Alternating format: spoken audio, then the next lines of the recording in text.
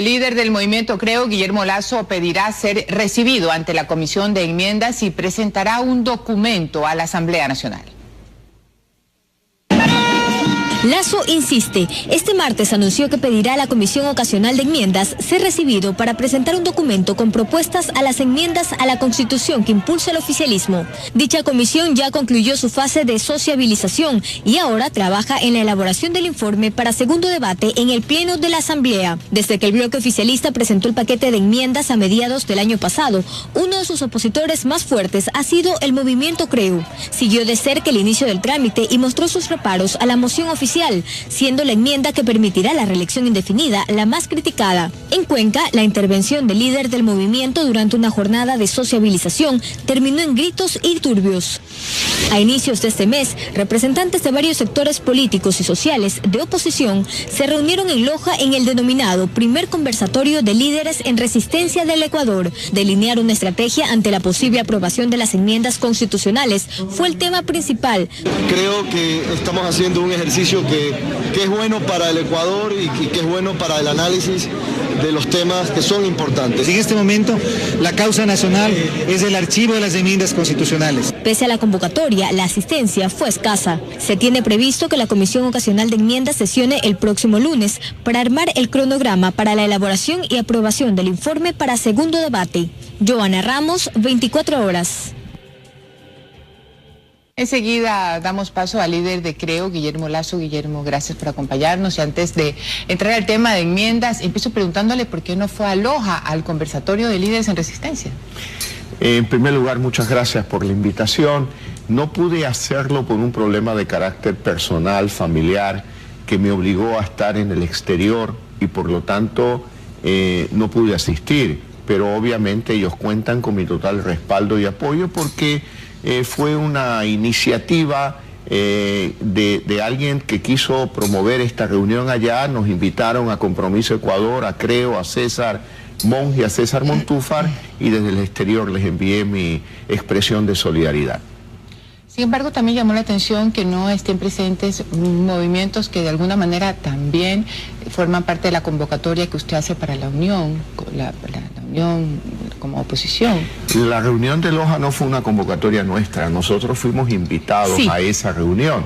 Pero en todo caso, a que Pachacuti o a otras organizaciones que de alguna manera han estado con usted tampoco casualmente estuvieron en Loja.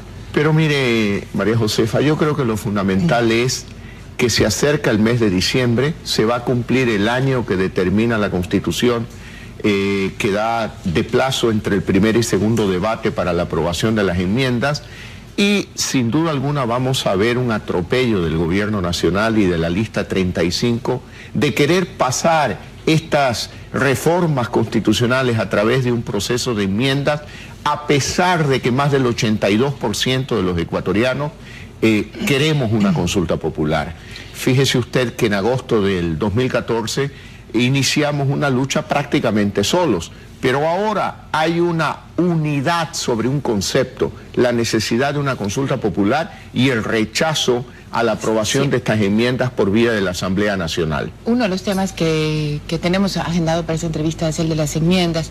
Sin embargo, era importante dejar claro la fuerza de la convocatoria, de la unidad, venga de quien venga, porque si la bandera es la unidad contra este gobierno, contra las enmiendas, contra políticas que pues aglutinan estas personas, que son líderes de la resistencia, la pregunta entonces es si se está invirtiendo la fuerza y el liderazgo suficiente para que no se diluya esa unidad. Mire, María Josefa, yo creo que una golondrina no hace verano, una reunión a la que no hayamos asistido todos, en mi caso personal, por un asunto de carácter familiar delicado que me obligaba a estar en el exterior. ¿Habrá espacio durante los últimos meses pero para usted esto? ha hecho un recuento para los televidentes que demuestra claramente cómo se realizaron muchas reuniones desde agosto del 2014 hasta la fecha, y cómo muchos actores que pensábamos que no podíamos reunirnos, como Pachacuti y el movimiento Creo y Compromiso Ecuador, nos sentamos alrededor de un punto fundamental, la defensa de los principios de la democracia ecuatoriana. Y seguimos unidos porque hoy mientras esperaba esta entrevista, veía en su propio canal un recuento donde quienes se preparan para la marcha de hoy tienen carteles que dice sí a la consulta popular. Son personas muy diferentes al movimiento Creo, y ese fue el planteamiento que yo hice y que Creo hizo en agosto del 14, y que luego se fueron sumando muchos actores políticos, más de 100 actores a través de Compromiso Ecuador, respaldando esta posición que nos llevó a las calles, nos llevó a enfrentar a la comisión en los propios lugares donde ellos iban, como en Ibarra, como en Cuenca, como en distintos lugares del país.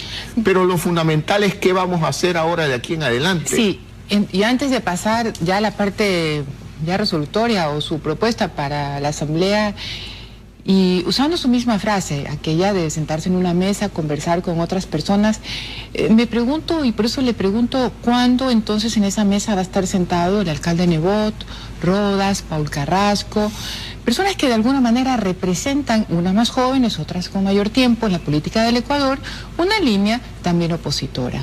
Mire, llegará el día, María Josefa. Yo creo que en política uno no tiene que negar la posibilidad de mecanismos de diálogo, de acuerdos, de concertación, y estos son esfuerzos de ambos lados, no es esfuerzo de un solo lado. Nosotros invitamos desde Compromiso Ecuador tanto al alcalde de Guayaquil como al alcalde de Quito y al prefecto de Cuenca y a otros actores políticos ecuatorianos para que se sumen de manera solidaria a este esfuerzo de Compromiso Ecuador. Y lo hicimos desde diciembre del año 2014 en varias ocasiones.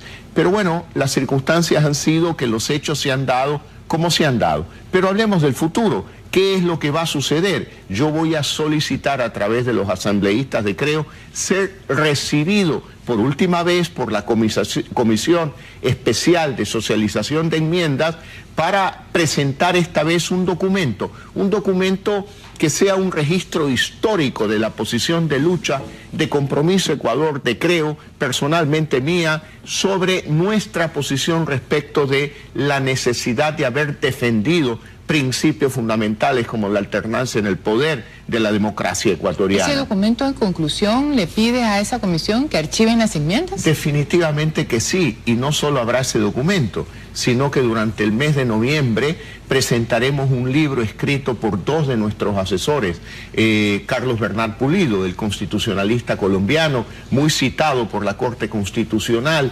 ecuatoriana, quien nos asesoró en la presentación de documentos, junto con Aparicio Caicedo, un prestigioso abogado ecuatoriano, quienes trabajaron y asesoraron a Compromiso Ecuador en todo el proceso frente a las instituciones ecuatorianas. Tenemos que dejarlo como un registro histórico para que en el futuro se sepa quiénes verdaderamente defendimos principios fundamentales de la democracia ecuatoriana, porque este proceso de enmiendas no solo va a beneficiar al presidente de la República, también hay asambleístas, alcaldes, prefectos que se van a ver beneficiados con un proceso de reelección indefinida y que no es conveniente para la democracia ecuatoriana. Por eso vamos a insistir con la presentación de un documento, con la presentación del libro, y obviamente también estamos coordinando con Compromiso Ecuador las acciones de calle, democráticas, pacíficas, que expresen la protesta del pueblo ecuatoriano frente a este atropello de no haber permitido una consulta popular. Guillermo, hablando de atropellos, me parece que usted declaró ayer su apoyo y la felicitación a la cúpula militar que acompañó al grupo de militares y policías acusados en un juicio de lesa humanidad. ¿Es así? Es así, de manera definitiva. Yo le diría con emoción cívica y patriótica, me solidarizo con las Fuerzas Armadas, quienes fueron tanto los oficiales activos como los pasivos a respaldar a aquellos sobre los cuales se quiere hacer recaer la venganza. ¿Por parte de quién? Por parte de aquellos que hoy quieren aparecer como caperucitas, y lo que fueron realmente es lobos feroces de la sociedad ecuatoriana, que amenazaron la tranquilidad, la paz y la seguridad de la familia ecuatoriana. Por eso yo me solidarizo y me ratifico mi solidaridad con aquellas Fuerzas Armadas que han defendido históricamente la seguridad de la familia ecuatoriana.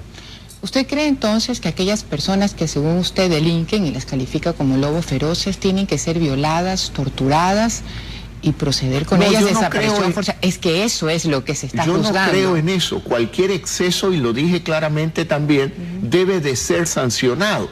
Pero no nos vengan a decir que ellos eran las Caperucitas y que se ha producido... De eso no se trata el proceso. En ese proceso no se está juzgando la actuación, entre comillas, ilegal de los militares de Alfaro Vive.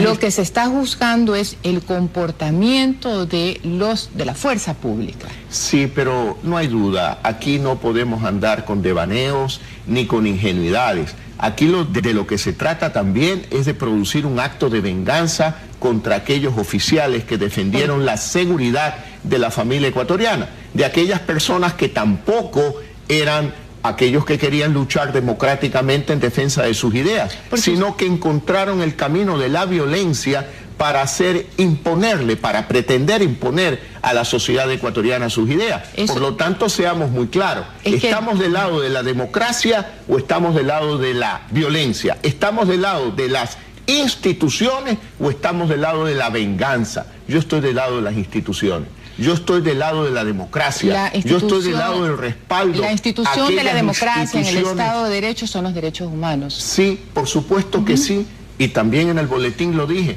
cualquier exceso debe de ser sancionado, pero no se puede actuar con venganza. Y yo creo que es una actitud de honor. ¿Porque usted supone que es venganza? ¿Y por qué no? Porque yo viví en la década de los 80. ¿Y por qué no permitir un proceso que pueda identificar responsables en el evento de una violación a los derechos fundamentales? ¿O acaso los derechos fundamentales tienen categorías que unos se los merecen y otros no? No, todos merecemos el respeto a nuestros derechos humanos. También aquellos oficiales de las Fuerzas Armadas, que son padres de familia, que son esposos y que también arriesgaron su vida para defender la seguridad de la familia ecuatoriana. Gracias, Guillermo Lazo, por estar con nosotros aquí en los desayunos de 24 horas. Muchísima suerte. Muchas gracias, María Josefa. Muy amable.